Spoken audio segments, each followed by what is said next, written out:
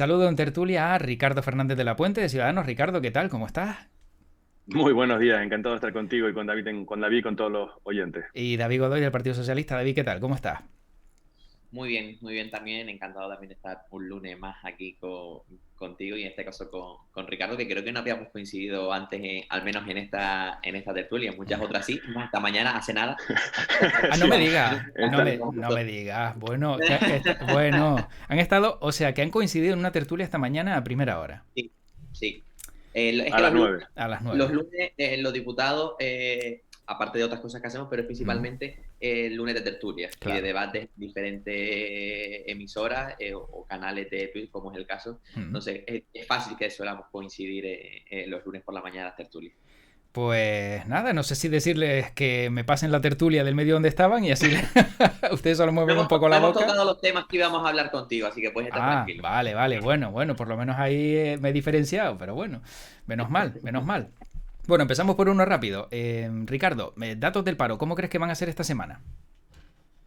Bueno, pues ya lo ha anticipado el presidente del gobierno, que Ujú. él recibe el briefing antes que lo recibamos todos los demás y ha dicho que van a ser buenos, que puede rondar los 190.000, creo que es el dato que ha dado. Bueno, cualquier valoración en este sentido, que sea un descenso en el paro, yo creo que es importante, tenemos que estar contentos. Pero yo insisto, y además lo he dicho creo que ya en alguna otra tertulia, que es importante analizar ese dato fidedignamente, es decir, cómo, por qué se produce y dónde se produce ese dato en la bajada del paro. Los Ujú. últimos datos lo que han contestado ha sido un descenso en las contrataciones, no del sector privado, no de la economía real, sino por parte de las administraciones públicas, que siguen siendo contratos, pero evidentemente son contratos que tienen un periodo de vigencia y un periodo digamos, de contratación. En cualquier caso, y para no liarnos, como dice aquel, cualquier dato, cualquier descenso, una persona que baja en las listas de desempleo que tenemos en Canarias, que tenemos unas cifras altísimas, es una buena noticia. Mm. David. Bueno, efectivamente, el presidente ya ha adelantado que los datos de septiembre serán buenos para Canarias, que ya llevamos una larga racha de meses donde los datos de paro y de desempleo en las islas ha sido positivo. Estamos en datos que no se veían desde el año 2008 en cuanto al desempleo y también la propia ocupación en Canarias. Nunca habíamos estado en tanta ocupación, que esto no significa, porque a veces cuando se dice a algún ciudadano que nos esté escuchando, dice, bueno, pero es que yo llevo mucho tiempo en paro y no he logrado salir, sí, todavía queda mucha gente que está en paro, pero también hay que decir que estamos en los mayores niveles de empleo, de afiliación a la seguridad social que hemos tenido tanto en Canarias como en España y estamos recobrando toda esa normalidad Ujú. en cuanto a las cifras de desempleo, que sí es cierto que son altos, pero son en las que teníamos en el año 2008. Yo creo que septiembre, más allá de que lo haya dicho el presidente, normalmente suele ser un mes también positivo, aunque es cierto que es la finalización de la temporada de verano, pero se dan también mayores contrataciones en algunos sectores públicos, como puede ser la educación, donde muchos profesores se incorporan a cubrir todas esas plazas vacantes de funcionariado que por diferentes motivos no se han podido ocupar.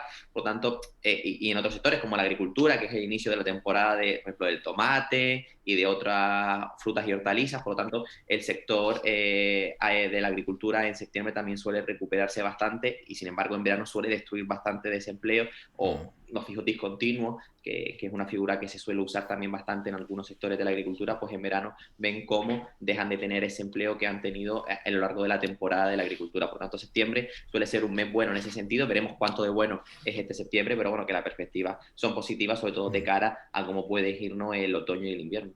Bueno, hablemos de otro asunto que se ha abordado en el Parlamento, ese bono alquiler joven Canarias 2022. Entiendo que, Ricardo, si puedes explicarlo y dar tu punto de vista al respecto para quien no sepa lo que es, ¿de qué manera lo podrías hacer? Bueno, es una de las medidas que ha puesto este gobierno para intentar, en este caso, aliviar a los más jóvenes los precios del alquiler, que ahora mismo todos somos conscientes de lo difícil que es conseguir una vivienda de alquiler. Hay un problema real y es que pues, el gobierno, no este, sino también los anteriores, han olvidado o han obviado todo lo que es la promoción de vivienda pública para destinar a alquiler y esto ha producido, bueno, pues que en la situación actual de coyuntura, ante una mayor demanda, pues los precios de alquiler hayan subido. Es un bono, una ayuda para los jóvenes que cumplen una serie de requisitos para poder, bueno, pues beneficiarse de ese dinero y que se alivie su alquiler en caso que lo sean capaces de conseguirlo, evidentemente. David. Con esta medida, que ya la ha explicado Ricardo, yo creo que la mayoría de jóvenes o de personas que nos estén escuchando la conocen perfectamente, si no les invito a que accedan a la página web o del Ministerio de Vivienda o del Instituto Canario de Vivienda para que se informe en profundidad de qué va esta medida. Pero a mí lo que me gustaría saltar de esta medida es la rapidez con la que se están efectuando, primero la tramitación inicial y luego los pagos. Estamos hablando de que ya se ha empezado a pagar a los 328 primeros beneficiarios en Canarias de esta ayuda el pago mensual equivalente a los 250 euros por su alquiler. O lo que le toque dependiendo el alquiler que pague este joven. Yo creo que es una medida, primero, que es muy eficaz para permitir la emancipación de los jóvenes, o si no para permitirla, para ayudar a aquellos que ya estaban emancipados y que por las diferentes situaciones que estamos viviendo actualmente, como puede ser la inflación, que a final de mes, pues al final tienen menos dinero que el que tenían anteriormente, bueno, decir, bueno, pues puedo seguir pagando mi alquiler porque a través de esta ayuda puedo suplir el encarecimiento de muchos productos que se están haciendo, por lo tanto puedo seguir pagando el alquiler. También beneficia para que muchos jóvenes se atrevan a emanciparse, pero sobre todo me gustaría resaltar esa rapidez, porque hemos visto durante años cómo se ponían diferentes medidas sobre la mesa, más o menos efectivas, pero que se retrasaban mucho en el tiempo. Como veías que solicitabas una ayuda para la compra o una ayuda para el alquiler y no te llegaba hasta un año después. Tú decías, bueno, pero ¿y durante ese año cómo pago el alquiler? Si precisamente estoy pidiendo una ayuda al alquiler, es porque no tengo los fondos necesarios para poder hacer frente al alquiler en el día a día, y luego te venía un año después. Que muy bien que te venga el dinero un año después, ese dinero seguramente le hará mucha falta a muchos de los jóvenes, pero ese año cómo sobrevivir. Yo creo que esta situación se está intentando corregir con las ayudas al bono joven. Hablando de que hace menos de 2 meses que se inició el trámite para solicitar la ayuda y ya se están pagando esas ayudas a los primeros 328 beneficiarios. Bueno, ¿a cuánta gente, y ya para acabar, se pretende llegar o se podría llegar? No sé, con la ficha financiera. No sé si Ricardo o David tiene ese No, dato. quizá David tenga más ese dato. Vale. Estábamos hablando que independientemente ya luego del número de beneficiarios, de personas que decidan acogerse y demás, en todo el estado pueden ser en torno a 400.000 jóvenes, 400.000 beneficiarios. En Canarias estamos ya con 328. Bien. Esperamos llegar en torno a los 1.000 beneficiarios si todo va bien. Ojalá fuesen muchos más. Primero, porque lo soliciten, porque cumplan los requisitos y porque haya fondos necesarios para poder seguir. Es una ayuda durante 2 años, una ayuda muy importante para todos estos jóvenes. Si son 400.000 en todo el estado y podrían ser muchos más, ojalá fuesen muchos más y que los próximos presupuestos del estado se sigan ampliando las partidas económicas y que se recojan las partidas económicas para que puedan seguir prolongándose en el tiempo y sobre todo que puedan ser muchos más beneficiarios. Bueno, pues pasemos ahora ya a la guerra fiscal en España. ¿Quién tiene la razón, Ricardo? Y al final, ¿cuál crees que es la opinión del ciudadano de todo lo que ha visto y de lo que entiendo no acaba de comprender? A ver, bueno, guerra fiscal se puede entender como así, porque desde luego las comunidades que tienen potestad en este sentido para minorar o incrementar en ciertos porcentajes algunos impuestos, pues en función de las necesidades que cada uno tiene o de las realidades que tiene cada comunidad autónoma, han optado por producir rebajas puntuales en algunos impuestos. Yo soy partidario, así lo defiendo, en que hay que tener unos impuestos ajustados a la realidad y no tener las arcas, en este caso de la administración pública, llenas de dineros de los ciudadanos o de las empresas, ¿no? De luego, esa guerra lo que ha provocado es que de facto se produzca un incremento de los impuestos. No es una guerra que, aunque inicialmente empezó por una medida, más bien, hay que es la palabra correcta, una medida que inicialmente pues nace en la Comunidad de Madrid, del Partido Popular, luego va a Andalucía, pero también es verdad que la Comunidad Valenciana, gobernada por el Partido Socialista, también ha tomado medidas en este sentido, aunque David mueva la cabeza, aunque luego de Madrid le hayan tirado las orejas por no seguir los dictámenes y argumentario oficial. En el caso concreto de Canarias, yo creo que en Canarias el gobierno está recaudando sobradamente impuestos. Ahí están las cifras oficiales del IGIC, cómo se ha incrementado notablemente en lo que llevamos de año, y eso ha provocado, bueno, pues, y estamos hablando de cifras anteriores a la situación del COVID, ¿no? Cifras comparables con el año 2019. Por tanto, yo creo que en el IGIC hay margen para reducir los impuestos, y también en otros tramos. Yo creo que está muy bien que se alivie la presión pues, a las rentas más bajas, pero eso no tiene que implicar automáticamente un incremento por el otro lado, porque, insisto, hay mucho dinero en la administración, hay mucha falta de ejecución, y al final, bueno, pues los ciudadanos, yo soy de la opinión de que hay que tener una presión fiscal adecuada a la realidad para evitar, bueno, pues estos movimientos, que son poquitos los que lo pueden hacer, evidentemente, pero que por otro lado, por ejemplo, incrementar incrementar la presión fiscal sobre el ahorro de los particulares ante el señor que vimos me parece de todo ilógica, ¿no? Es decir, oiga, porque si yo soy capaz de ahorrar, están primando a la gente que, bueno, que no tiene esa capacidad o la gente que directamente prefiere gastar ese dinero, ¿no? Por tanto, yo creo que en esto de las políticas fiscales, dentro del margen que nos da también pues la legislación, hay que ser muy escrupulosos y, insisto, los impuestos sí, pero los justos y necesarios y no más allá. David, movías la cabeza y a ver, cuéntanos. Bueno, yo creo, para empezar, subir y bajar impuestos no es ni derecha ni de izquierda. Política de derecha y política de izquierda, qué impuestos subes y qué impuestos bajas. Y por eso movían la cabeza. Porque no es lo mismo los impuestos que ha bajado Madrid o los impuestos que ha bajado Andalucía que lo que ha bajado la Comunidad Valenciana, teniendo grandes diferencias con lo que ha hecho la Comunidad Valenciana, aún gobernando el Partido Socialista. Para poner un ejemplo claro y que todos los que nos están siguiendo puedan entenderlo. Andalucía, estamos hablando que con la bajada de impuestos que ha anunciado su presidente, que serán 900 millones de euros que van a dejar de ingresar la Junta de Andalucía, está afectando solo al 0,2% de la población de Andalucía. El 0,2%. Sí, es cierto, puede decir, bueno, son 20.000 contribuyentes. Sí, 20.000 contribuyentes de un total de 8 millones de habitantes en Andalucía. Y la Comunidad Valenciana está bajando el IRPF a las rentas inferiores a 60.000 euros. Mientras unos benefician al 0,2% de la población, la Comunidad Valenciana lo está haciendo a más del 50% de la población. Que aún así decía, tengo mis grandes diferencias con lo que ha hecho la Comunidad Valenciana, porque sí es cierto que baja de 60.000 euros hasta los que cobren 20.000, 30.000, 15.000, pero es que estamos hablando de una persona que cobre 60.000 euros anuales, son casi 4.300 euros brutos mensualmente. Yo tengo mis grandes dudas de si una persona que cobre 4.300 euros brutos mensualmente puede hacer el esfuerzo, ¿no?, de seguir pagando el impuesto que estaba pagando. No estoy hablando de que se le suba, pero sí puede hacer el sacrificio de seguir pagando lo mismo, porque una persona que cobre 60.000 euros y una persona que cobre 20.000 euros va a pagar lo mismo. Se está haciendo la misma rebaja. Yo creo que eso al final tampoco es tan justo.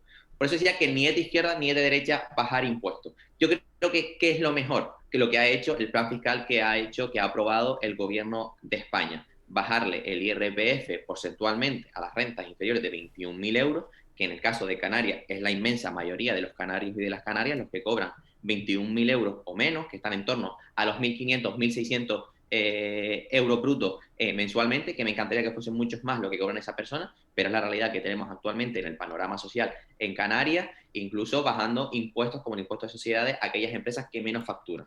Por lo tanto, ¿es bajar impuestos de izquierda o de derecha? Pues bueno, tenemos el ejemplo de que Mariano Rajoy subió todos los impuestos cuando gobernó. Estoy seguro que no lo hizo por placer, sino por necesidad. La misma necesidad que tenemos actualmente, porque cuando dicen bajemos los impuestos, luego no dicen cómo van a suplir toda esa bajada de ingresos. Y volvemos al mismo ejemplo de Andalucía. Andalucía ha aprobado una bajada de impuestos por 900 millones de euros, pero hemos visto cómo esta semana, y nos hemos enterado hoy, ha solicitado al Estado 1.000 millones de euros para hacer frente a la sequía que sufre Andalucía. Entonces, ¿hace falta o no hace falta esos 900 millones de euros? Porque si yo dejo de ingresar 900, pero luego pido al Estado 1.000 millones, ¿no podía haber dejado esos impuestos tal y como estaban, seguir recaudando esos 900 millones de euros y no pedirle al Estado 1.000 millones, que además esos 1.000 millones salen de todas las comunidades autónomas? Es decir, mientras Andalucía baja impuestos a los más ricos, el resto de españoles les estamos pagando a los andaluces y andaluzas, que me parece bien porque ahí entra la solidaridad interterritorial, todas esas medidas que son necesarias para su pueblo. Pero a lo mejor lo que deberíamos tener son gobiernos responsables, que en aquellos momentos donde no hay que bajar impuestos o a los que no hay que bajarles impuestos no lo hacen, siguen recaudando para hacer frente a todas aquellas necesidades que tienen en su comunidad autónoma. Hay un mensaje en el chat del stream, eso sí, voy a pedir intervenciones un poquito más cortas para que dé tiempo a que puedan interactuar uno con el otro, y dice Marcos por aquí, dice, 1.600 euros cobra la mayoría de los canarios, se pregunta, y entiendo que debe ser que no ven ni de lejos esa cantidad. Estamos hablando de bruto. Evidentemente, ya luego lo que le llega al sueldo, que le llega al bolsillo a ciudadanos será menos con el IRPF, seguros sociales, etcétera. Estoy hablando de bruto. Si eres ciudadano, incluso considera,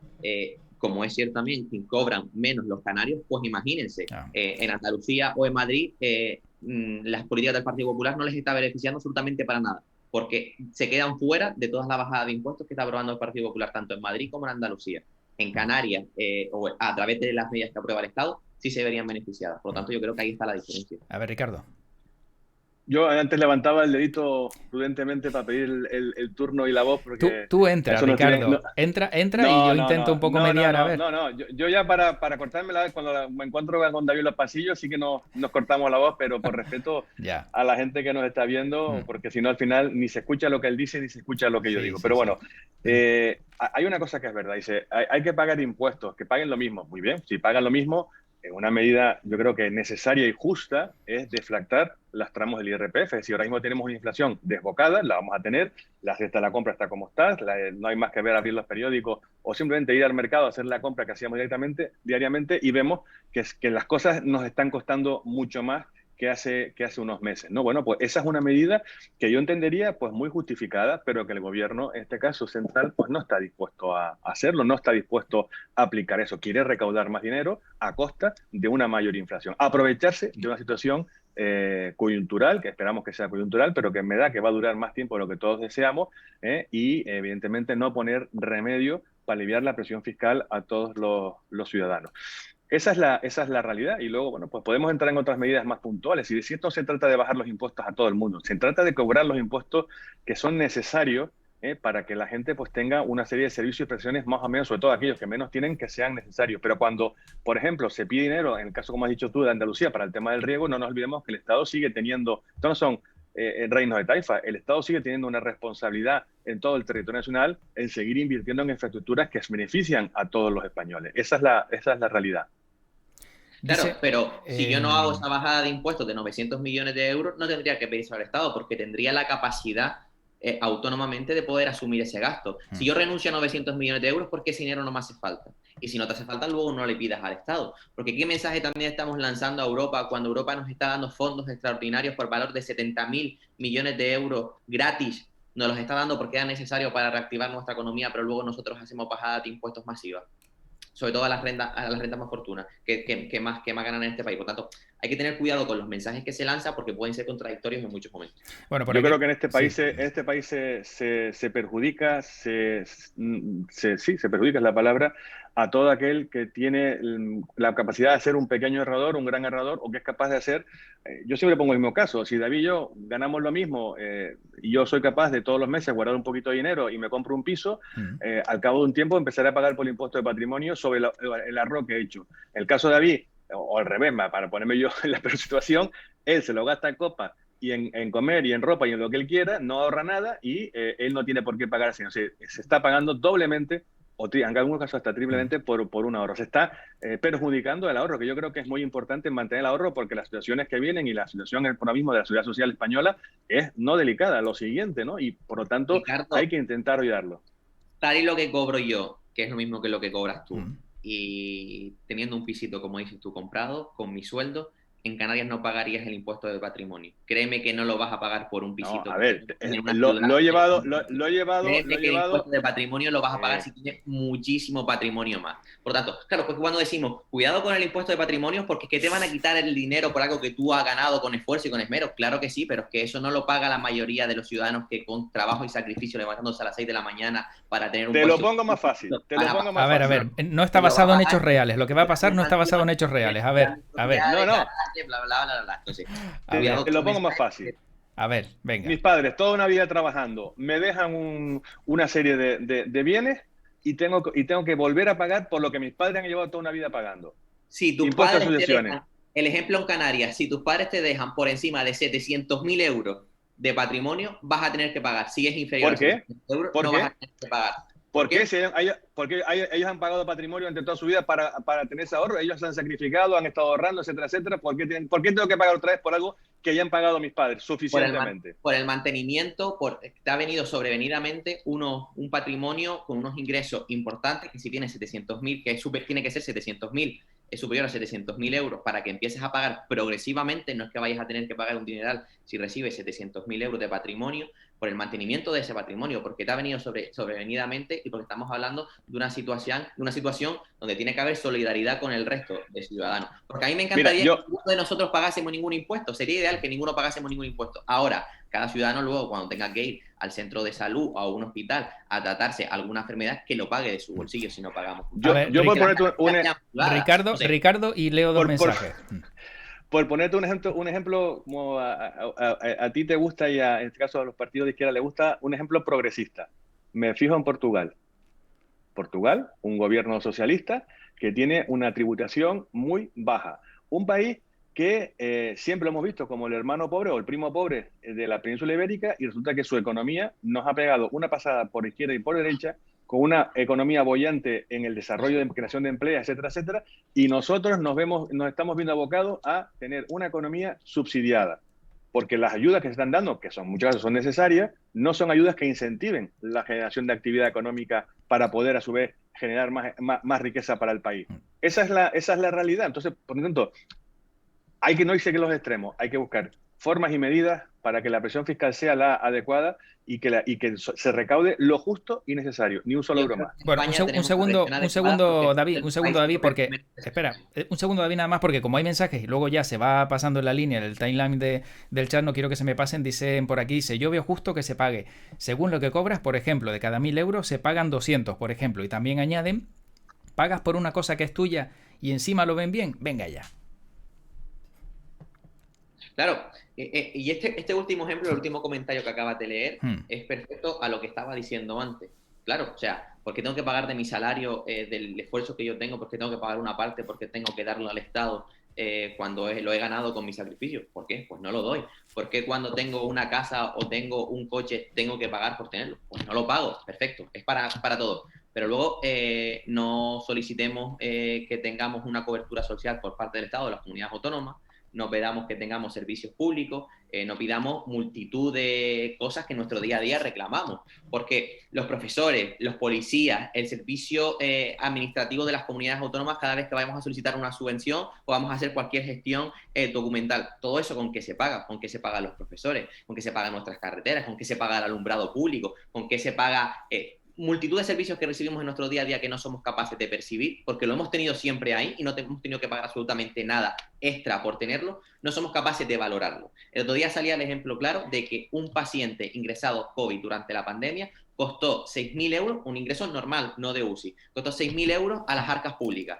Si cualquiera de nosotros, yo no tuve la desgracia de estar ingresado, pero si yo llego a estar ingresado y tengo que pagar 6.000 euros, a lo mejor podría haber hecho frente porque tengo un sueldo que me lo puedo permitir. Pero estoy seguro que cualquiera de los ciudadanos que nos están escuchando no podían haberse permitido pagar 6.000 euros por estar ingresados. Y todos esos ciudadanos que estuvieron ingresados pagaron cero extra. Es cierto que lo pagan con su nómina, con sus impuestos indirectos, pero precisamente por eso son los impuestos, para que cuando tengamos alguna necesidad o tenemos que cubrir cualquier tipo de servicio, no nos veamos pagando dinero extra. Bueno, porque dicen que con los 200 euros de cada 1.000 se paga todo eso. Ricardo. Bueno, yo insisto, yo soy partidario de, por supuesto, de que hay que pagar los impuestos porque hay que mantener pues, un nivel, digamos, equitativo para toda la sociedad, que hay unos servicios básicos cubiertos para todos, para aquellos que tienen menos, por supuesto. Hay unos servicios públicos que hay que mantener, por supuesto. Pero lo que a mí sí me chirría es el gasto que muchas veces se hace con ese dinero que se recauda. Es el uso político que se hace de esos dineros por parte, en este caso, del Estado, dando ingentes cantidades de dinero a aquellos, por ejemplo, en el caso, por ejemplo, de Cataluña o en el caso de otras comunidades más afines, que se dan dinero sabiendo que van a hacer un mal uso de ello, porque están haciendo un mal uso, porque así lo hemos visto. Entonces, yo ahí lo que yo puedo estar de acuerdo en muchas cosas, que aunque David mueva la cabeza otra vez, yo puedo estar de acuerdo en muchas de las cosas que dice David. Yo creo que hay que pagar impuestos, por supuesto que sí hay que pagar impuestos, pero tienen que ser lo justo y necesario. Y pongo, insisto, el caso de Portugal, que es un país, en este caso, no está gobernado por la derecha, para que no se vea que es un tema, como antes decía David, ni de derecha ni de izquierda, sino que es un país que sabe adaptarse los ingresos a las necesidades y no cargar excesivamente la presión fiscal de sus ciudadanos, digamos, del poder adquisitivo que sea. Esa es una situación que yo creo que tendríamos que mirar y tendríamos que, como se suele decir, como dicen los anglosajones, de hacer benchmarking, copiar finamente aquellas cosas que se hacen bien donde se hacen bien, ¿no? Porque vemos como, o sea, y escuchamos como hay mucha gente que se plantea el buscar cómo puede, oye, pues dejar de pagar más impuestos. Y eso no está bien, no está bien. Hay que pagar los impuestos, pero los impuestos tienen que ser justos, necesarios y cubrir unas necesidades normales. No pueden ser, las necesidades no pueden ser ilimitadas, porque si podemos a crecer, pues evidentemente siempre querremos más y más y más y más. Yo soy partidario de que hay que dar ayudas, pero ayudas que sean incentivadoras de generación de actividad económica para que una vez que se dejen de dar, pues los individuos seamos capaces de mantener un nivel de vida, un nivel digamos, de desarrollo personal suficiente para también, a su vez, contribuir con unos pequeños impuestos al sostenimiento del sistema. Bueno, para acabar, porque nos quedan 2 minutos, David, vamos a ver en Canarias bajada de impuestos de algún tipo, algo que sea beneficioso para los ciudadanos, en breve.